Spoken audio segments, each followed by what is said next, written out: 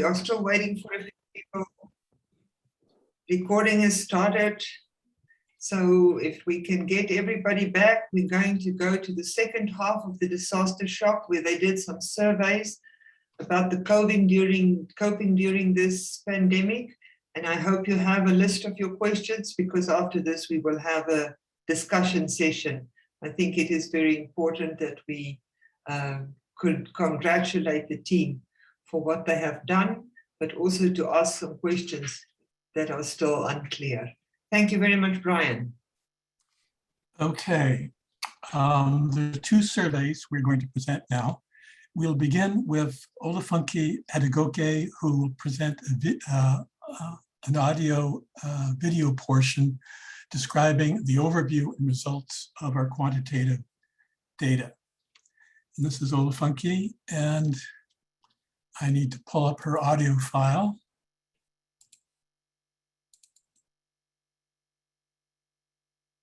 Thank you. Hi, the Disastershock team actually adapted to solve. Oh, sorry.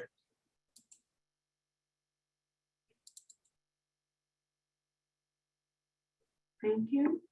Hi, the Disastershock team actually adapted to service. This was the ways of coping during the COVID-19 pandemic survey and the Disastershock team survey. Now, both surveys were actually aimed at improving on the school and family intervention activities of the disaster shock. Of course, the research aim was to generate an hypothesis aimed at identifying the best practices that may be of use in coping with the COVID-19 pandemic. And this generated a research question: what are the most helpful approaches used by adults to cope with the COVID-19 pandemic? This was an action research, because it is a pilot survey, and it was an action research because the intent is to see on how to improve on the intervention of the activities of the disaster shock. Of course, hypotheses were equally generated, and also the study was a mixed method one in the data collection as well as analysis. Convenient sampling was actually used in the selection of the respondents. At the same time, the conduct of the interview was done over Zoom, telephone, and in person, actually factoring in the rules and regulation during the pandemic. We talk about wearing of masks and the social distancing. Of course, the data analysis was done both quantitative and qualitative, because the research instrument had two parts in it. It had the qualitative aspect and the quantitative aspect of research questions. Then, of course, ethical approval was sought and approved by the Western Institute for Social Research. Now, this is the display of the research instrument. We can see the open-ended question aspect of the research instrument, which depicts that of the qualitative. And here we have an Likert scale, which is the quantitative aspect, as well as the social demographic characteristics of the respondents, which are all the quantitative aspects of the research instrument. Now, this is a snapshot of the 12 countries that are going to take in this COVID survey. There's a global snapshot, also the different countries representing more or less like the different continents: North America, South America, Asia, and Africa. Okay. Now, of course, the survey actually took place between between December 2020 for the first 11 countries up to February 2021, and then in India, it did not start until June 2021. Okay. Then for the findings, this table actually shows the snapshot of the 12 countries, and we can see that the majority of the respondents who were interviewed were actually female, and there's this disparity, this fair distribution of the age between ages of 20 and age 79. Of course, we also see here that during the pandemic, we tried investigating on the average stress level of the respondents in March 2020, and we also inquired on the stress level between January and February 2021. And we noticed that the stress level for Germany, South Africa, and USA actually increased in comparison to other countries. Also, we also realized, we observed from the study that respondents to a family member who has had COVID-19, it has actually spread through in all majority of the countries where the interviews were conducted.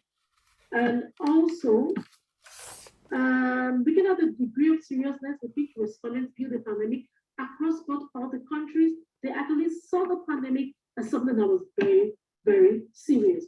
And then when we asked how did the respondents cope, what ways do they use in coping with the pandemic, majority of them talk about talking to a friend, talking to a family member, talking about going for a walk, talk about watching TV or movies. But however, what we noticed is less people talk to which their religious leaders, less people actually talk even with their health experts. This same analysis is also shown here, which were the most frequently used coping strategies, talking to family members and talking to friends. Okay, then also, which was the most helpful method coping strategic approach that I've used? Of course, it's also still boils down to talking to a friend, talking to family members, some saying going for a walk, watching movies. This was done an average of 2 to see which was most used by the respondents in the different countries. So also, we will also investigate on the most helpful coping strategies. Of course, it's still all boils down to talking to a family friend, talking to a friend, or wants to going for a walk, watching movies, were the method of most used by the respondents. And this is a display of the different coping strategies which were mostly used by the respondents interviewed in all the different countries. Talking to a friend, going for a walk, talking to a family member, watching TV or movies, listening to music, and also exercises. Thank you for listening. Thank you very much for listening. Now, it's Emilia will handle the qualitative aspect of our study. Thank you. Okay, Emilia, over to you. Yeah, thank you. So thank you, Brian, and hi all from Palo Alto. So I'll introduce the results on how respondents experienced the pandemic. So this is qualitative data. And I just introduced the questions we had. So the first open-ended question in our survey was, how has the pandemic affected your level of stress and behavior? And prompts were used to get a clear picture of the respondents' experience. And then we asked, the pandemic can affect people in many different ways. What aspects of the pandemic have been most stressful for you? And again, prompts were used if needed. And in our coding, the answers of these two questions were combined. So in the next slide. Okay, just a minute. Yeah, in the next slide, we can see all the categories detected and their inter-rater reliability. So altogether, you can see the kappa correlations are really high, and in many cases showing an almost perfect agreement between the coders. And the next slide shows that almost all the categories reach kappa score 0.7 or above. So the next slide shows the overall negative experience. So here on top, you can see that when combined, 72% experienced from moderate to major negative effects, and the minority mild to no effects at all. And the next slide shows all the different categories of the experiences our subjects had. And there were 6 categories in negative experiences that stuck out in our data. So I'll introduce them next. So in the next slide, so you can see that 58% stated that they had been unable to go out or that their activities had been restricted in some way. So also for over the half of the sample, the reduced contact with others had been stressful. So a person from India stated, I was unable to visit ATM to withdraw money for daily expenses. I could not even visit my daughters, spend time with my grandchildren. I was not even able to go out for purchasing medicines due to police chasing away people on the roads. So the next slide shows that 31% stated that they had a fear of catching COVID. So there is a quote from an Argentinian woman living alone. Fear of intimacy due to mistrust. You do not know if the others take care of themselves. So next slide. So for 23%, the pandemic caused negative effects on finances. As a woman from Nigeria says, I get paid as I work. If I don't get to work, I won't get paid. So simple as that. And a quote from a German woman, a teacher, talking about the work challenges she faced. The professional changes in the beginning of the pandemic were very extreme. Mastering a completely new medium so suddenly to homeschool our children was often overwhelming. Some students, despite best efforts, will not be able to keep up. And the next slide shows that over 60% experience negative emotions, and 24% were uncertain of the future. So there is a quote from an American man. Stress manifests in sadness, sense of loss, grieving for what I thought world was. And a quote from a Chinese woman. Now I have been unemployed for a while and I'm really worried about my future. So next slide. So in addition to the negative aspects, we found that to some, pandemic led to positive things. So 23% said that this extreme situation had brought them closer to people, to other people. So a woman from Czech Republic says, could personal and professional relationships have become even stronger? And a quote from an Australian man talking about positive aspects. Working from home, more productive, reflecting on ways of delivery, different ways to give students experience of lab online. How can I do this? Able to be more creative. And the next slide, to summarize, the most common negative experiences were one, not able to go out and that activities were restricted in some way. Two, not able to socialize in a normal way. And three, a vast array of negative emotions was detected. So for example, there was irritation, depression, sadness, frustration, and anxiety. And four, a commonly shared experience was also the fear of catching the virus. And five, uncertainty about the future was in our respondents' minds a lot. And six, the pandemic had a negative effect on many subjects' finances. And the last slide I have here shows, yes. So we can see how all the techniques introduced in the Disastershock book could be used to reduce stress related to these negative experiences I just introduced. Okay, thank you. Eileen, Naomi, Rusk now talk to us about the qualitative data that relates to the ways of coping that respondents found helpful.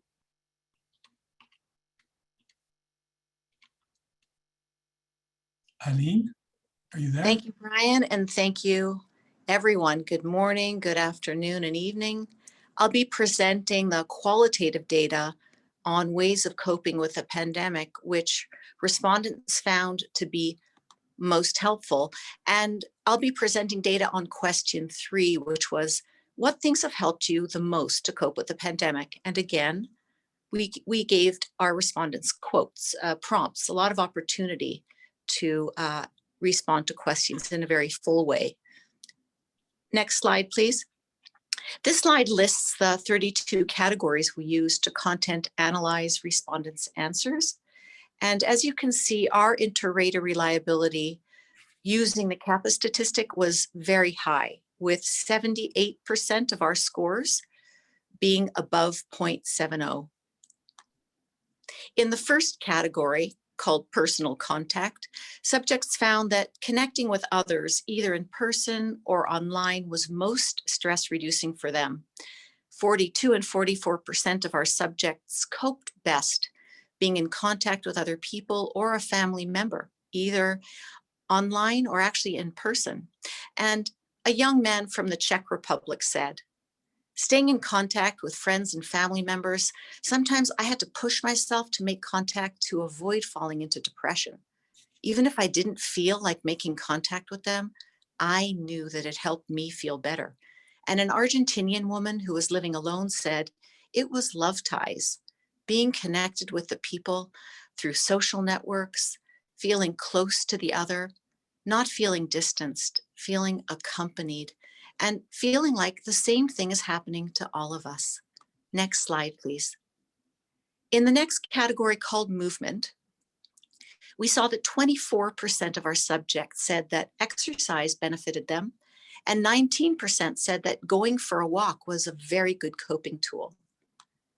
A Canadian woman living alone said, "Right from the very beginning, I thought, what do I do about this? You know, I'm not an island and I can't live all by myself for the next year or whatever. So I organized a walking group, a walking, hiking, golfing, and snowshoeing group. And oh, wow, this took me through all of the seasons." Next slide. Good. In the category of psychological coping strategies, we found that 18% of our respondents said that personal growth, things that promoted personal growth, meditation and prayer, and focusing on positive thoughts were helpful coping strategies for them. An older man living alone in the United States said, "Meditation, to experience the calming spaciousness of the heart, non-resistance, mental clarity to allow things to be just as they are, allowing things to come and go without expectation or judgment. It was time for me to come home to myself." And a middle-aged man living in China said, "Psychological stability, trying to keep calm via praying, self-talk, and meditation." Next slide. Leisure activities. Crafts and hobbies, including cooking, by the way, were the best resources for people coping with the pandemic in this category called leisure. And a lovely quote by a woman living alone in Canada who benefited from knitting. "The day before we went into lockdown, I was running around getting the yarn to do the sweater. I'd have something to do. It required so much concentration because I was working with like 6 different colors of yarn. I certainly didn't have time to think about the stresses of COVID because of the high level of concentration required for that. Yeah, I mean, it sounds kind of boring, but it was amazing," is what she said. And another category was activities that happened at home. The activity that was the best coping strategy for our sample, interestingly enough, was to study. Next slide. And finally, we determined that almost a quarter of our respondents said that sticking to a daily predictable routine really helped them to cope. And this is a quote from a middle-aged man in China, and this combines the helpfulness of studying and learning at home with sticking to his daily routine. "I made a systematic study plan," he said, "to prepare for my interviews and to learn English. I scheduled my day by hours. I was able to focus on studying instead of paying too much attention to the news of the pandemic, and that helped me decrease my stress." Next slide. On this slide, you can see that the 6 most helpful ways subjects cope with the pandemic. And on the next slide, you'll see a visual representation of those 6 things, which I'll share with you. Connecting with others, either online, on the internet, phone, FaceTime. Actual contact with a family member was a very comforting coping strategy, crafts, hobbies, and we coded cooking into this category as well. Studying, as I just shared with you, exercise, and sticking to a daily routine. And these findings are interesting given the broader context of the disaster shock work. Studying happened to be a very helpful coping strategy, and we do have some work ahead in applying our data. Thank you very much. I'm going to talk very briefly now about some hypotheses we've been developing for further investigation. This was considered a applied research of an investigating source. And so our goal was to develop ideas for further research. So what we did was we took the 17 people who at the beginning of the interview said, oh, this pandemic's not that bad. It really only had a minor or mild effect on me. And we compared them with the 25 people who said, oh man, this pandemic has really had a major impact on me. And so we wanted to see these two very opposite groups, how do they differ in ways of coping? Well, this is a slide that lists on the left all the things that people said were a challenge for them on the whole. And you can see the slide is pretty much dominated by the orange color, which is a reflection for the people who said the pandemic had a major effect on them. And looking at this a little more closely, you can see that the health triggers, a close person having COVID, illness or death of a close one, one's physical health being affected, these seem to be very strong health triggers that nobody in the mild group was affected by. Work finance triggers, being fired or losing a job, unable to work, challenges working online, negative effect on finances. This category of work seems to differentiate the two groups as well. In addition, lack of personal contact seemed to be a major thing. And you notice here, feeling alone and isolated, only people in the major group were coded as having that category. So it seemed to me that these two groups are definitely distinct from each other in terms of the impact of the pandemic. So now when we look at ways of coping, what stands out here is personal contact with family or others on the internet or with an animal or a pet. The blue group, the mild group, is having much more contact of some sort with a person or with an animal.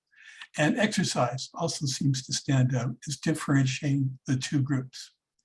On this next slide, what I call detailed projects, craft or hobby, working at home, completing home projects. These sort of detailed projects have a distraction effect.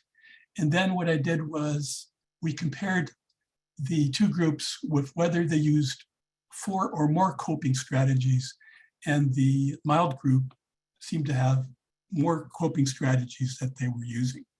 I put a question mark here for learning facts of the pandemic and reading. Wasn't quite sure why the mild group wasn't using any of that. We'll investigate that further. This slide is a model that we have developed where the main trigger events that stand out in the study are on the left in red and purple. The mediating factors that we think are significant from the study are in green, and in very pale green at the bottom. I've added personality because there's some research that suggests that whether you're an introvert or extrovert has some effect. And we really don't know about the therapy strategies that are traditionally used because they're so little used by this group. And this slide shows the difference between a traditional disaster and chronic disaster in terms of how stress spikes very sharply in a traditional disaster, and then it's relatively over. Whereas in the pandemic, it's sort of lower level, but constant, and we're thinking that that may require a different approach to handle. And so we're planning, we know that there's limitations in this type of study. We're planning a multi-site study of teachers and parents. that would be done in at least 4 different cities and employ more hypothesis testing approaches. We will now move to Lenka Josífková, who will present on the final team survey.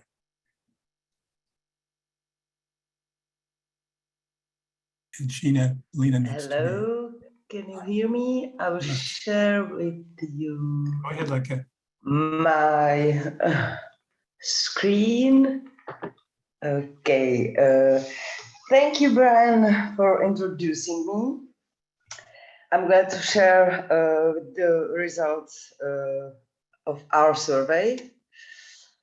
So the survey was sent to about 50 disaster shock team members, 27 respondent replies. Questionnaire is composed of 4 qualitative questions, 8 quantitative, including social demographic information, and of course, 1 about agreement on anonymity and confidentiality. And now I will walk you through the results, starting with question about the participants. There were 5 options. Multiple replies were possible about their involvement.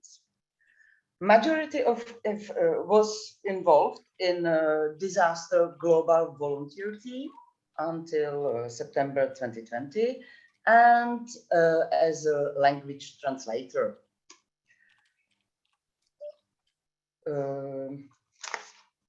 Looking at this slide, it shows you 13 different occupations. Most of them reported working as mental health professional or a university lecturer. Nearly 90% reported having a master's degree and doctorate degree.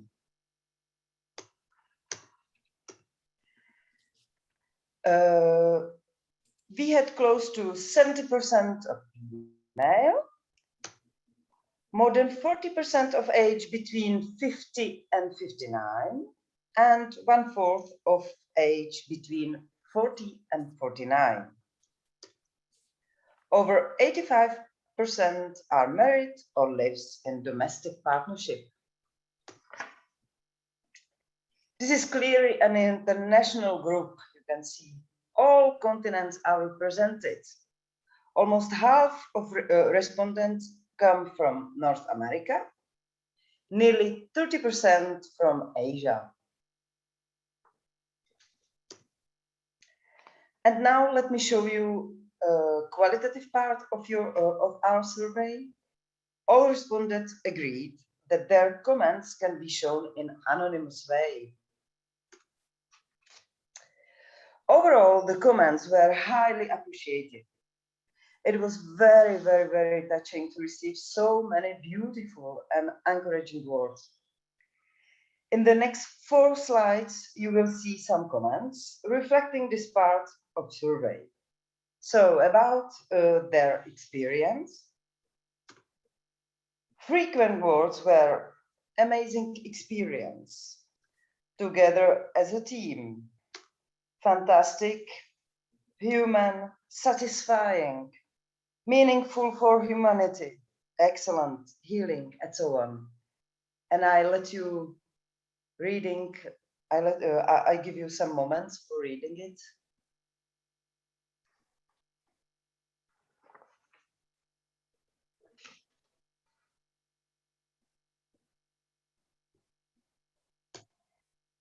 What the participant like the best?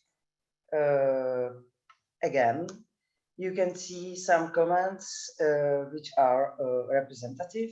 So all participants are engaged and heartfelt. Connection with others from different parts of the world, being part of global movement, the idea that we are not alone, the warmth and human quality of the volunteers. The leadership styles of Sue and Brian are super great coordinators, is highlight for inclusivity and personal interest in each member's life, including our families. Again, please take your time for reading it.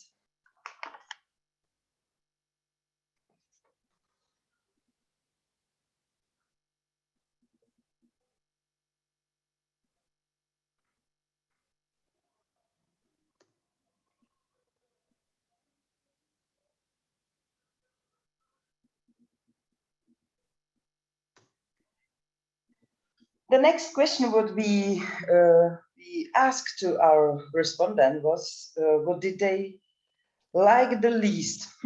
This was a really interesting question because most of the respondents replies nothing. I have nothing to do. I have only positive experience. Nevertheless, we had few comments we received which touched the organization of meetings, or they were related to group demographic. Again, please read some on your own.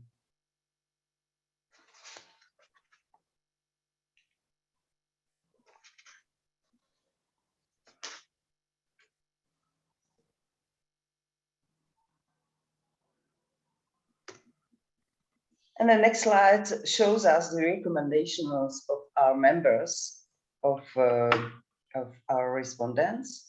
So you can read such as that the research should be conducted, or creating of Instagram page, inviting more members from other parts of world.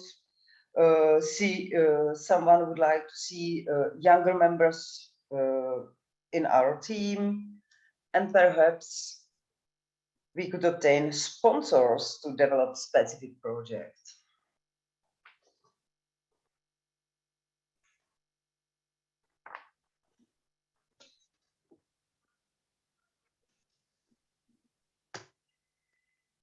And this last slide of my moments, thank you again. You can see how respondents replied about our fulfillment disaster shock team mission. Most of them shows the highest score. Okay, I'm really honored to be part of this nice event, and I'm really proud to be part of this great community of volunteers, and I'm so happy to be there and to participate, and I'm looking forward for the future. Thank you.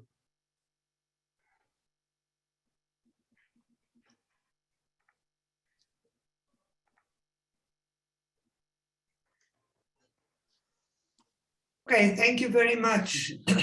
Very interesting and very informative, and I think everybody agrees that we can give you the entire disaster shock team, from Brian and Sue right through to every single member. I can't name them all, it'll take too much time and then we won't have discussion. So let's just give them a very good hand and say thank you very much for all the hard work you've been doing over the past 20 months in this really challenging time around the globe. So congratulations. And now we have about 15 minutes for discussion.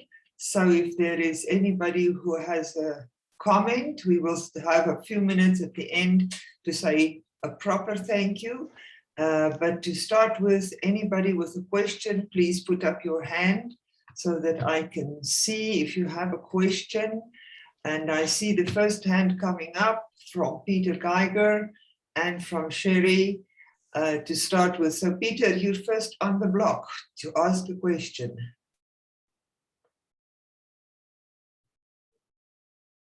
Just unmute yourself first, Peter.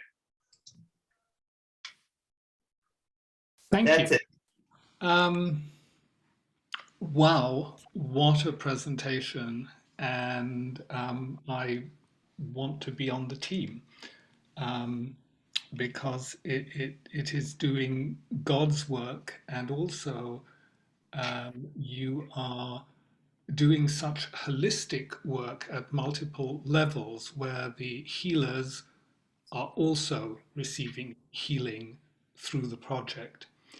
And I think my big takeaway, the biggest impact on me was the story of these 3 children who are racked with anxiety about the pandemic and fear of catching COVID, fear of family members dying. And other presenters cited other research that you've done showing that people have different fear levels. And whenever in a system people have different fear levels, the question we should be asking ourselves is, how anxious do we need to be? So what is happening where these particular children are terribly anxious in a disabling way that causes them to regress? And some other people are not so anxious and they're doing reasonably well in the pandemic. And if that's the question we should be asking ourselves, does this also tie in to yesterday's presentation by Kathy and her group? Is there a third order change that is needed in society to address this level of fear? And of course, that's a political question. I'm aware of that, and I'm aware of our policy on political issues. Yet I just wanted to throw this out there. Maybe one of the presenters would comment, because this seems to me to be an area that could be looked at.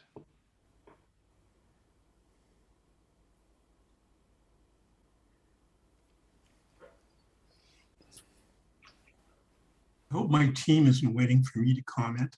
But yes, Peter, we will put you on the team, and we need somebody who can bring a deep philosophical perspective to looking at things. And yes, I think we're talking about Bronfenbrenner's, macro level of things. Yes, I think that that definitely is worth having a look at. You mentioned the children and their fears. I'm also thinking Harold's presentation and the use of bibliotherapy with children during disasters. Powerful, important intervention. Let's see if anybody else in the team would like to comment. Anybody else who has a comment from the team? I see so many faces, but I don't see any excited people to answer. Here is Kathleen. Kathleen, just unmute yourself. Yes. Yes, I would just like to say absolutely. I think I concur with Peter that we are clearly talking about third order systemic impact and systemic change.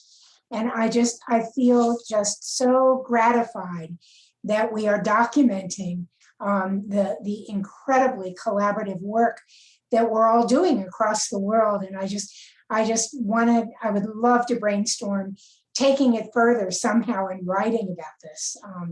Yes, but I volunteer with Peter. Okay, thank you very much. So let's give Sherry an opportunity. Sherry, just unmute yourself. Thank you. I think this might be along the same lines, but a couple of things that have stood out to me are how to normalize trauma-informed classrooms, how to generalize this global response, how to disseminate it, because this disaster isn't the only trauma that's occurred or will occur. And so this does need to become the norm. How do you guys have any suggestions how to what strategies might be utilized to make that happen? If I Okay, here, Huda. yes, Thank you, Huda. sure. I think the similarities in terms of coping and in terms of finding ways to appreciate others from the diverse presentations is really fantastic.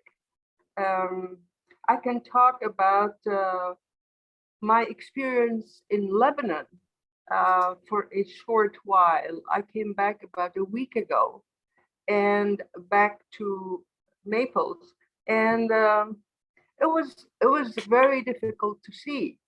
And of course, the country is beset by crisis. The explosion of the Beirut port, the pandemic, the financial crisis has touched everyone. It's and the volunteer that I was, on a Zoom earlier, trying to have a group of my graduate students work on children building tomorrow. We call it CBT.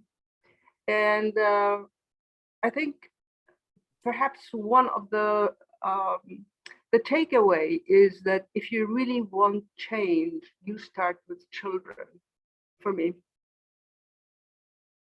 And I really want to thank everybody for their wonderful presentations. Brian, you're one of my heroes. So, and I'll be more than happy to work on research, ongoing or in progress. Sounds great. Okay, thank you. I have 2 more hands up for questions, comments. Anna-May. Yes, thank you for a very, very fantastic project that you have worked out. And in line with Peter's and Kathleen's pointing towards a political or further systemic level, I just wonder whether these ideas about actually listening to participants at all levels in the system, it could be the children, it could be the teachers, it could be the parents, is also somehow a challenge to the establishment of education, of healthcare and of care. In the area of early childhood education and care that I'm working in presently, it appears that there are very strong traditions for sort of the adults knowing best. And you are pointing to a lot of activities that appears to invite children and all kind of participants to articulate their experiences. So there is something here about actually be demanding for the existing and established systems that they need to listen to and to be interested in also accepting the experiences of people as this sort of the baseline or the starting point to try to do something. And I just noticed in Lenka's very nice presentation of the experiences of the contributors to your project, the question whether breathing, for example, can intensify anxiety.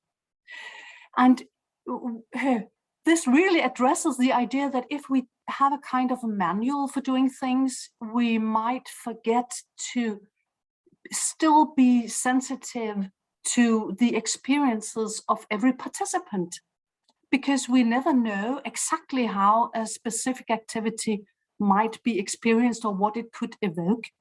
So we are really dealing with difficult matters here, and it's so important. But I would like to hear some of you, if you have some reflections on this about, we also have systems that have a kind of power in deciding what is the good things to do. And it could be difficult to make these kind of system hierarchies listen, actually. Okay, thank you very much, Anna-May. I have to ask, please, I have two more people who want to ask a question, but we don't have more time. So if we can leave the questions then with Brian, and then Brian and the team can come back later on, maybe with some further responses. Otherwise, we're going to cut into the next presentation even more. We've already postponed him a little bit, and I know Glenn is already sitting here and waiting for us. Mike, you have 1 minute. Then I'm cutting you off. Thank you, Eileen. All right. So I will be brief because I want to just mostly cheerlead right today. I want to be part of this research. I did a lot of research, as you all might have heard last summer, about what school social workers were doing during the pandemic. And there's a lot of connection to what I saw. And I am really eager to be part of this. So I will do the due diligence to follow up. But thank you very much. And I will look forward to more. Thanks. Thanks. Thank you, Eileen. 1 minute. Thank you. I appreciate Disastershock. We used it in Humboldt County in California. It was our go-to manual because of all the different languages, and it's such a gentle way of approaching the world in such a safe way. But what I wanted to add is that I have a group of high school students that would love to contact other high school students around the world to help gather data, if that would be helpful. And then we can be helping to influence younger generations to change the world into a better, safer place for everybody. So I just wanted to add that quickly. Thank you very much. And that's also a very short thank you. And now, Huda, you have your final word of thank you. 1 minute. This has been really inspiring. I'm sure it's not only me or I that feels that way, but I think we leave this session more energetic, more reflective, and in the poignant words that have been spoken by a number of the presenters, it is how to, I think, offer sustenance to one another during this global pandemic. And I think the next step is to really get more of these meetings together, or maybe have a sequel to Disastershock. Something to think about. Thank you. Thank you very much to Huda. If you look at your chat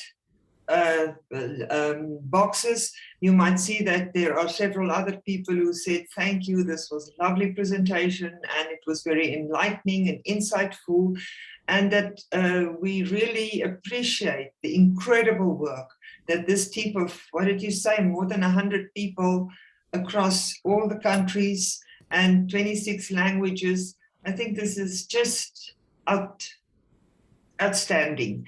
We cannot contemplate this in the short period of time. I mean, it's possible maybe to do this kind of thing over many years, but to have this kind of collaboration in such a short period of time with such incredible impact, I think is what we should celebrate, and what Mike used the word cheerleaders before. I would love to see much more from the countries that are outstanding, and there are some other cultures that we need to incorporate, but I'll speak to the team separately on that. Thank you very much. You have 5 minutes.